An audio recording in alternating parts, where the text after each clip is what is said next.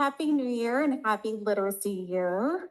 I just want to talk about the early literacy grant. I'm just giving you a couple questions from some obviously people sitting in the back that we've come together of things that we would like to actually hear in the presentation tonight. So not knowing what you're going to say, some of these we might actually cover, but we wanted to make sure that we could possibly get some of these answered. Some of the things in the grant that we were interested in are how the district is actually identifying struggling readers, what that looks like, what the qualifications for a struggling reader is.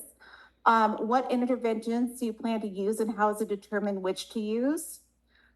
How is AimsWeb going to be utilized?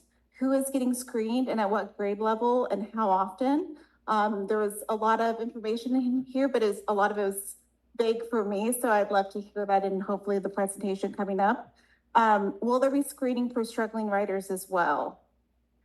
The biggest concern, and this is from me personally, and is that the second biggest budget item in the grant is $184,000 going to the summer school extended learning program.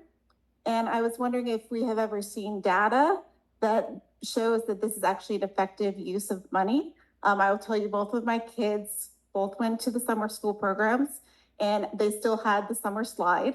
So I'm just interested to see if that has been effective or if we're changing the practices in the summer school and if we're doing a different type of intervention when we're in our new form of summer school under this literacy grant. Extended school year should be focused on intervention rather than enrichment was our biggest concern. And are there other creative options without the overhead fees? It costs a lot to keep a building open.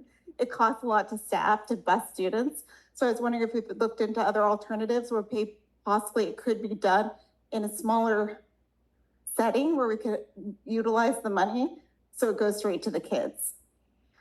Teacher training questions.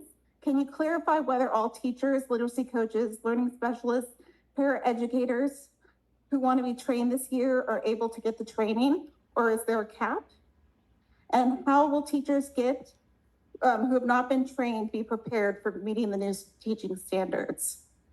And then the last was teacher input. Was teacher input collected while writing this grant application? What did this look like and how did you capture this? Were teachers asked how grant resources should be prioritized, and if so, how? Was there a survey? So I was just hoping that maybe you could spend some time hitting on some of those great topics. And I appreciate all your hard work and thank you.